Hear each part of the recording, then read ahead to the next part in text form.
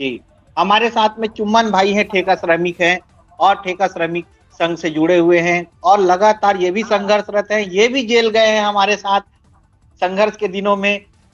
बेवजह का सिर्फ संघर्ष करना ही जेल जाने का एक रास्ता होता है क्या? दूसरी बात, जेल भेजने के बाद भी इनकी मांगे आज भी यथावत हैं। सिर्फ ठेका श्रमिक किसी एक विभाग का नहीं, छत्तीसगढ़ में बहुत सारे विभाग हैं जिनमें ठेका श्रमिक काम कर रहे हैं। उन सभी की तरफ से चुम्बन भाई अपनी बात रखेंगे, क्योंकि सभी की मांग ही एक है। भले विभाग अलग अलग हो सकते हैं, लेकिन सबके कार्यशैली एक है, सबकी प्रक्रिया एक है।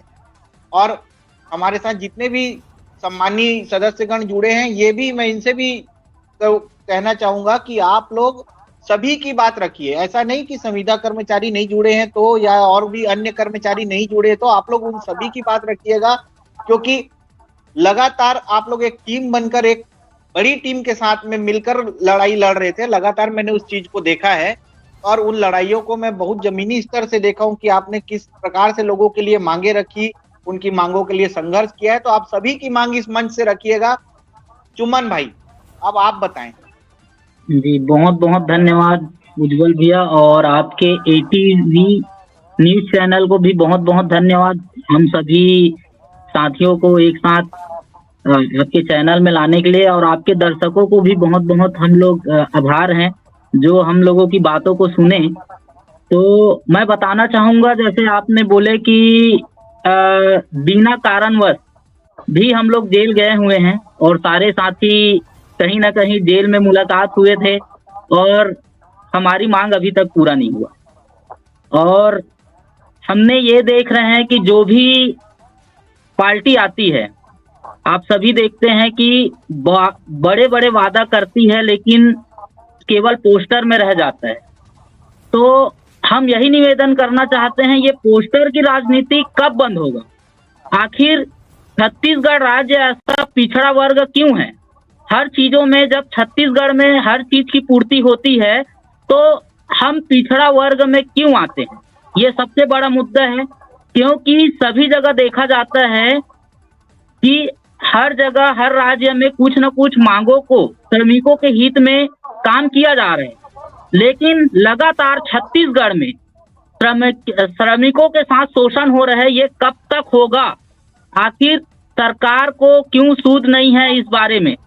और लगभग हम लोग देखते हैं जब इन लोग घोषणा पत्र बनाते हैं तो ये लिखता है कि 100 दिन के अंदर में जितने भी अनियमित कर्मचारी है उनकी मांगों को हम रखेंगे कमेटी बना के, ये बोला जाता है। और अनियमित कर्मचारी के जो पदाधिकारी है उनको हम यहाँ के सदस्य बनाएंगे। इस तरीका से जुमलेबाजी करके सरकार बनाते हैं। तो कहीं ना कहीं मैं उनको बताना चाहूंगा, 100 दिन के अंदर में, रही बात कमेटी बनाने की, तो 100 दिन के अंदर में मोदी जी की गारंटी पूरी नहीं हुई। मोदी जी की गारंटी को पूरा करने के लिए इन लोगों को 6 महीना लगा। 6 महीने 7 महीने में इन लोगों ने 100 दिन वाली कमेटी बनाई, लेकिन कमेटी बनाने से काम नहीं चलेगा।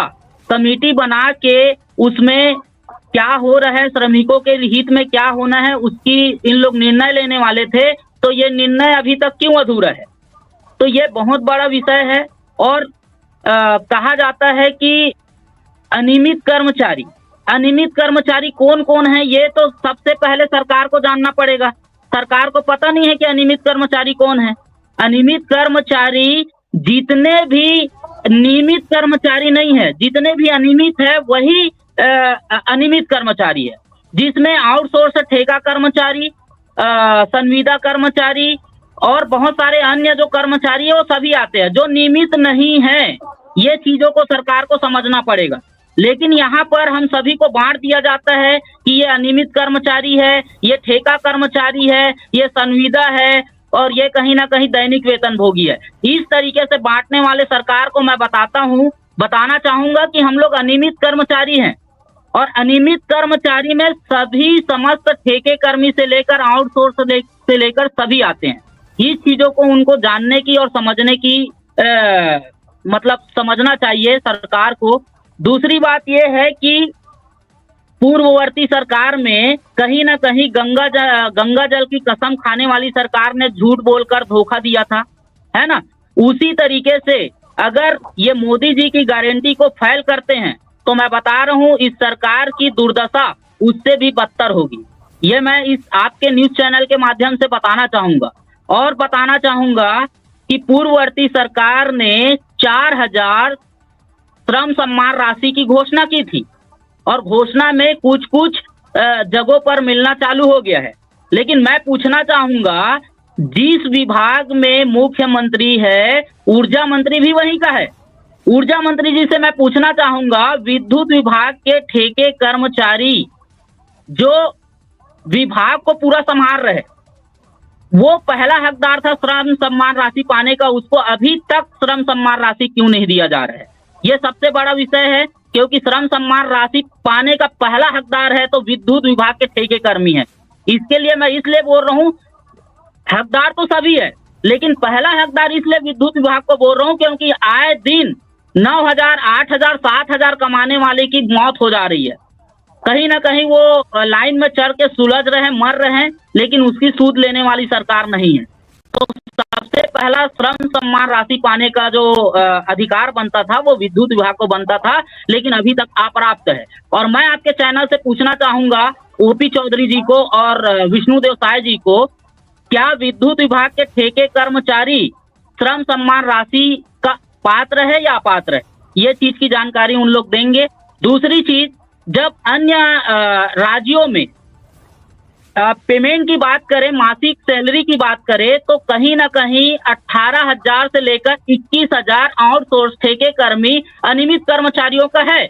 लेकिन छत्तीसगढ़ में 6,000, 7,000, 8,000 में क्या हम लोग जिंदगी चला पाएंगे? ये सबसे बड़ा विषय है, क्योंकि महंगाई तो केवल अन्य राज्यों में नहीं पूरे भारत में है। तो छत्तीसगढ़ में भी तो हमारी महंगाई बढ़ी है क्या? तो महंगाई अगर बढ़ी है तो मैं सुशासन वाली विष्णुदेव सरकार जी को मैं कहना चाहता हूं कि विद्युत विभाग से लेकर अन्य जितने भी अनियमित कर्मचारी है उनका वेतन कम से कम सम्मानजनक केंद्रीय वेतनमान 21,000 रुपया छत्तीसगढ़ में भी होना चाहिए। अगर सुशासन की सरकार चलाना है तो श्रमिकों के हित में भी काम किया जाए। कहीं ना कहीं इन लोग दोनों सरकार को हम लोग देखते हैं कि इन लोग बोलते हैं कि किसान के लिए कर रहे हैं, है ना, और वो 1,000 का वो योजना निकाल के सबको लूट रहे हैं, है ना। दूसरी बात, भाई अगर आप किसान के लिए कर रहे हो तो हम लोग भी तो किसान के बेटे हैं क्या? छत्तीसगढ़ में जितने भी ठेके कर्मचारी है, अनियमित कर्मचारी है, क्या वो किसान के बेटा नहीं है? उनकी मांगों को आप लोग पूरा नहीं करते हो। ये कहीं ना कहीं सोचने का विषय है और ये संघर्ष का विषय है, और संघर्ष हम लोग करेंगे। सदन की लड़ाई, रोड की लड़ाई अभी चालू होने वाली है। अगर शासन प्रशासन अपने होश हवास में काम नहीं करेगी, श्रमिकों के हित में काम नहीं करेगी, तो भाई रोड में आने में हमको समय नहीं लगेगा। और बेइज्जती किसकी है भाई? सत्ता में जो सरकार है उसकी रहेगी, तो हम उसके लिए क्या कर सकते हैं? और लागू इन लोग ऐसे करते हैं। मोदी की गारंटी, यहाँ पे बात आएगी मोदी की गारंटी की। मोदी का चेहरा दिखाकर छत्तीसगढ़ में, जी, मोदी का चेहरा दिखाकर छत्तीसगढ़ में बीजेपी ने सरकार बनाई है। हाँ बताइए, आप अपनी बात खत्म कीजिए। बिल्कुल, जी जी जी, मैं खत्म कर देता हूँ भैया। मैं कहना चाह रहा हूँ, मोदी जी की गारंटी में अगर हम लोग धरना आंदोलन करते हैं तो उसको जेल और थाना की अगर रास्ता दिखाएगा तो ये कहाँ तक सही है? और उनसे पहले तो मैं यही कहना चाहूंगा, भाई वो रास्ता दिखाने से अच्छा आप मांग को पूरा कर दीजिए। कौन से मांग है बताइए? अगर अनियमित कर्मचारी है तो वो चाहता है कि हमको सम्मानजनक वेतन मिले, विभागीय वेतन मिले।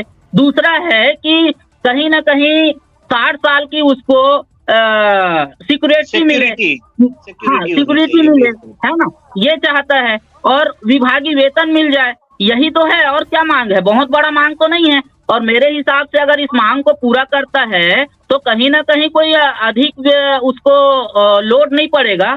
मैं ये जानता हूँ, जहां तक हम लोग देख रहे हैं कि रात दिन भाई जो भी अनियमित कर्मचारी हो दिन रात एक करके काम कर रहे हैं, है ना, मेहनत तो कर रहे हैं। आज आप लोग देख रहे हैं, जिस विभाग में मैं हूँ, विद्युत विभाग में जो कार्यरत है सरकारी कर्मचारी, उनका लाखों रुपए पेमेंट है, लेकिन कुर्सी बैठ के चले जाते हैं।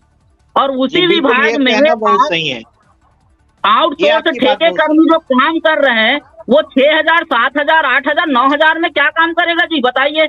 यहाँ पर उसका देखते हैं तो साला 9,000 देते हैं उन लोग, और 9,000 कौन सिस्टम बना रहे? अर्ध बिल्कुल कुशल अभी कुशल की रेट, कुशल मैं अर्ध आपको कुशल की उज्जवल भैया, जी जी कुशल अर्ध कुशल की कोई वहां पर पेमेंट मिल ही नहीं रहे। ये तो ठेकेदार अपना कलेक्टर दर बना के लागू करते हैं, तो कहीं ना कहीं ये गलत है। और मैं लंबा समय नहीं लेते हुए संदीप आज भैया अपनी कुछ बोलना बातचीत चाह को रहे हैं। हाँ